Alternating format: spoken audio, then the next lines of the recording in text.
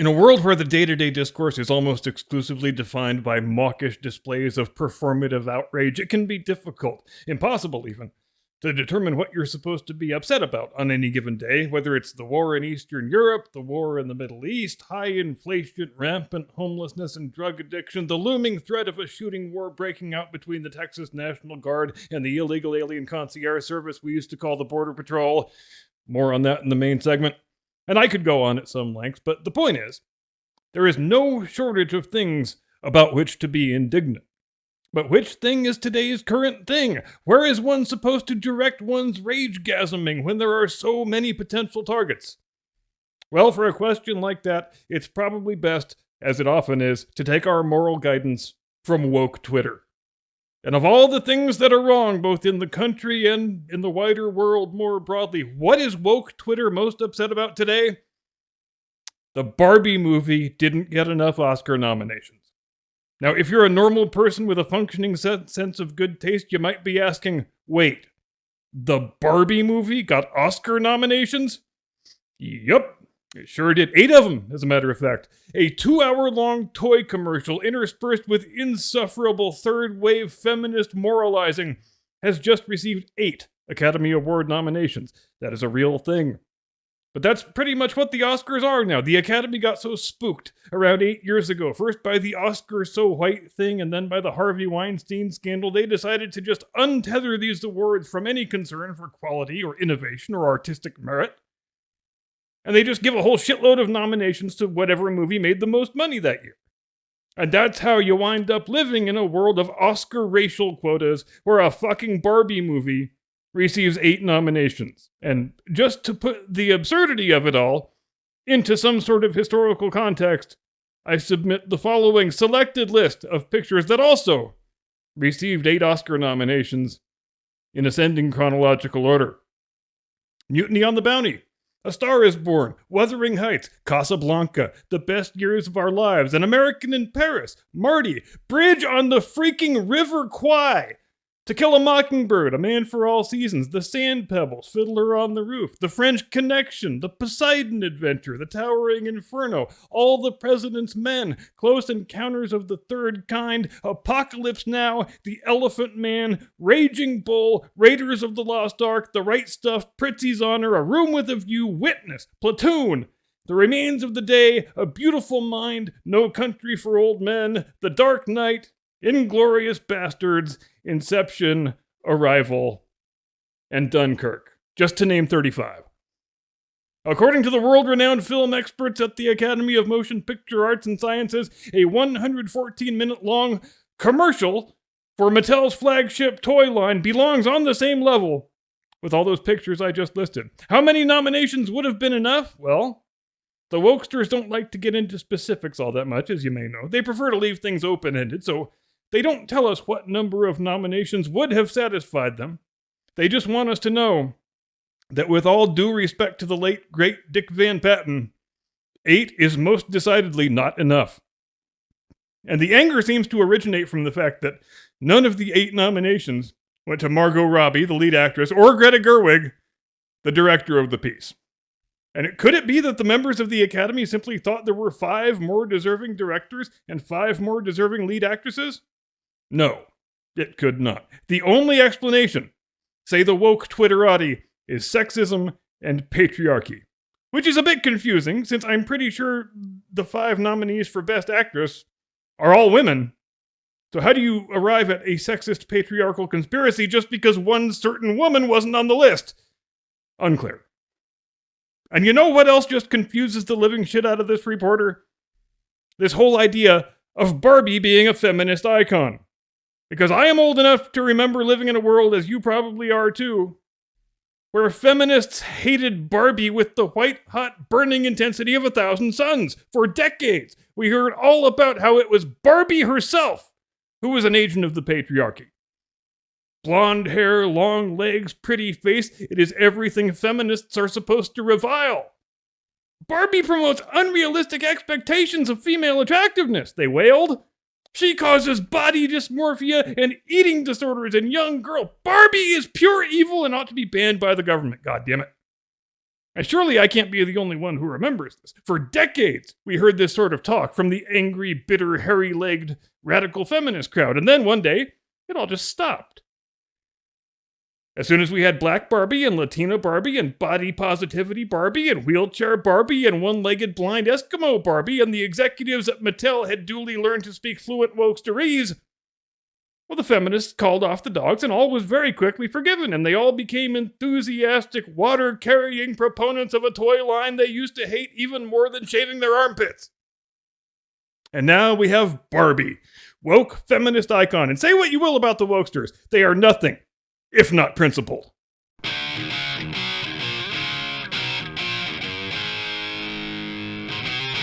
From high atop the battlements of Castle Curmudgeon, where I cannot believe I am about to say this, but you can follow me on goddamn Twitter now. Good evening, Mr. and Mrs. America, and all ships at sea. Welcome to the program. I am your eponymous host and humble servant. And if you've been following events in South Texas, you don't need me to tell you that things are starting to get a little spicy down there. Probably spicier than any of us would prefer. And I'm not one of those guys who runs around with his hair on fire, shrieking about the impending civil war. Insert Tim Pool joke here. But you have heard me say before that I think there are two most likely scenarios in which Americans could potentially engage in armed conflict with other Americans. Number one is, and the most likely one I think, Trump wins the election in November and he is forcibly prevented from assuming office in January. And number two is, somewhere on the southern border, a battle erupts between armed state personnel and armed federal personnel. Now, how close are we to having number two happen? Closer than we were last week.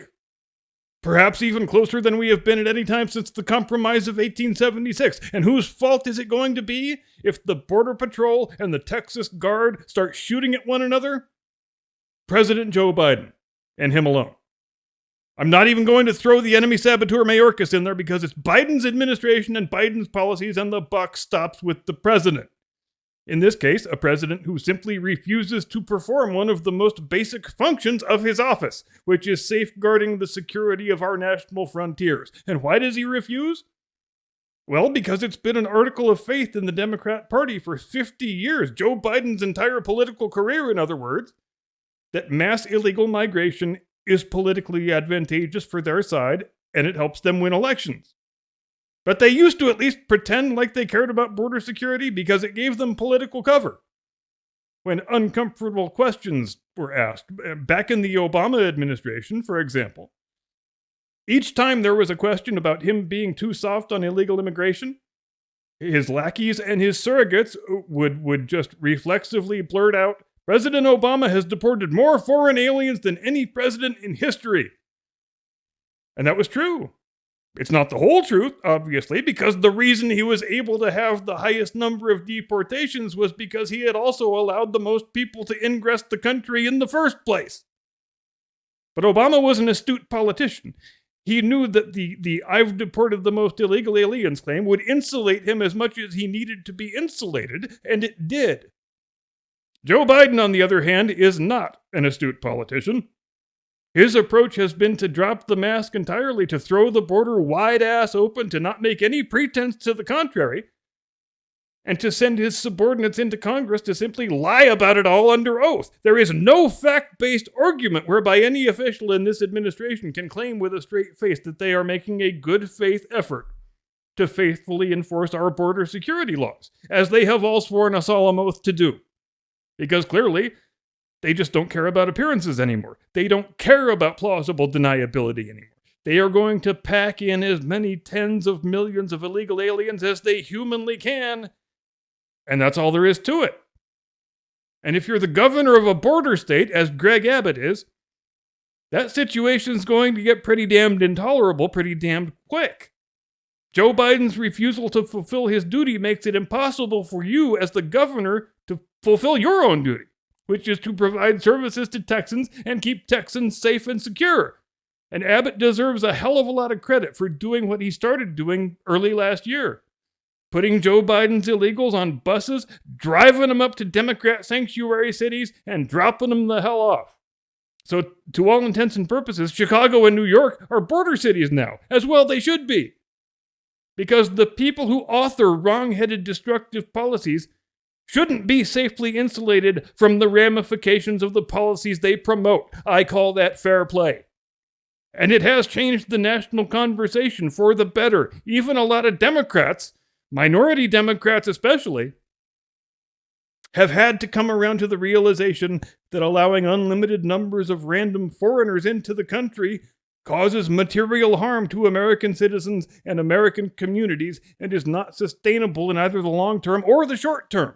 But even still, changing the optics and changing the parameters of the conversation doesn't do anything to ameliorate the problem at the source, because Biden's illegals are still pouring over the border in their tens of thousands, 24 hours a day, 7 days a week. So eventually, toward the end of last year, Governor Abbott says, you know what? The hell with this. I've done everything I can do through official channels and procedures, and this president and this administration, they just don't give a shit. So if he refuses to do his job, then the duty falls to us, and we will have to take care of it ourselves. So Texas begins building its own border fortifications in all the areas contiguous to the border that are on state property.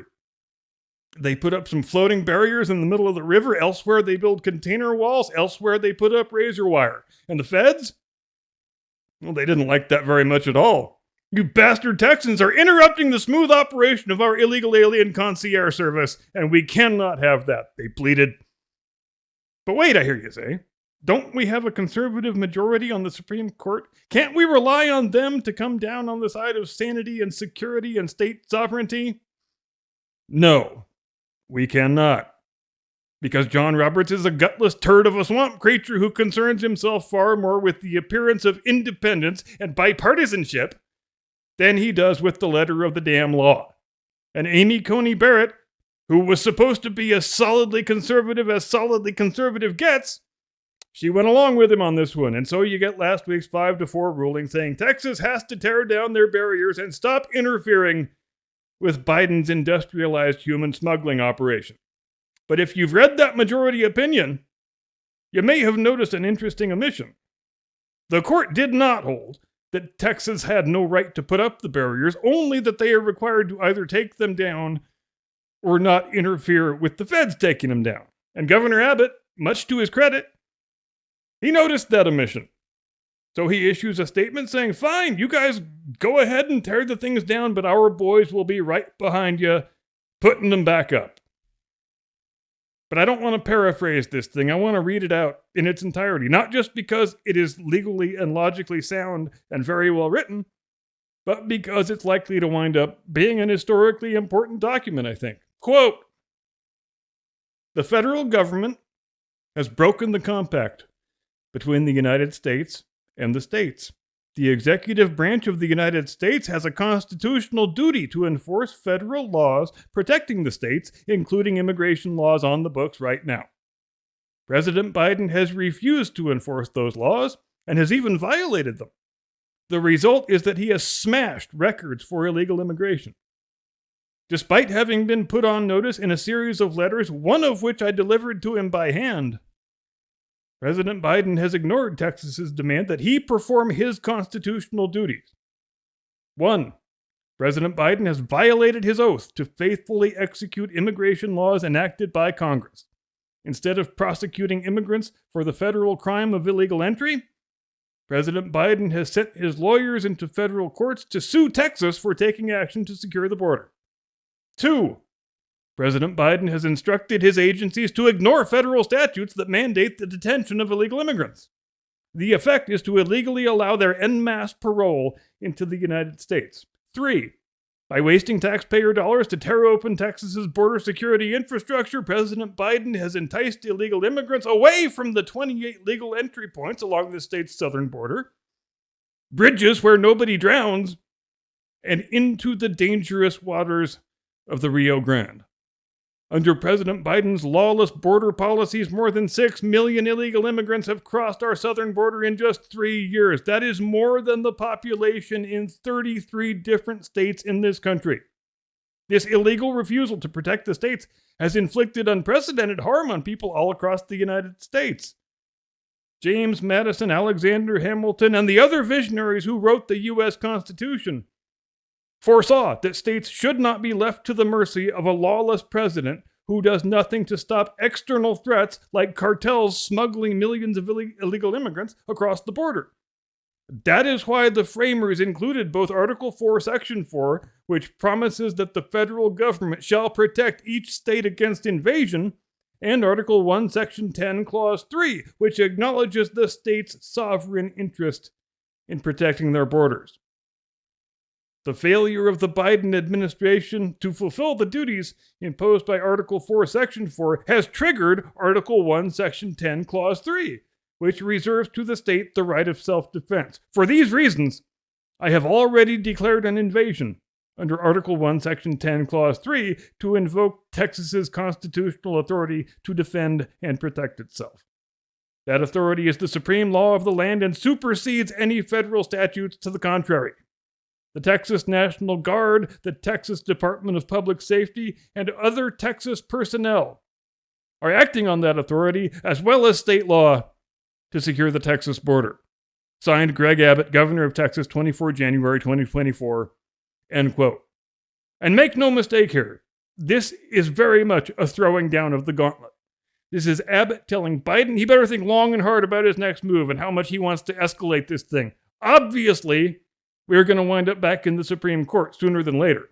And most people, Greg Abbott included, think the question at hand appertains to the Supremacy Clause. But me, I am not so sure about that.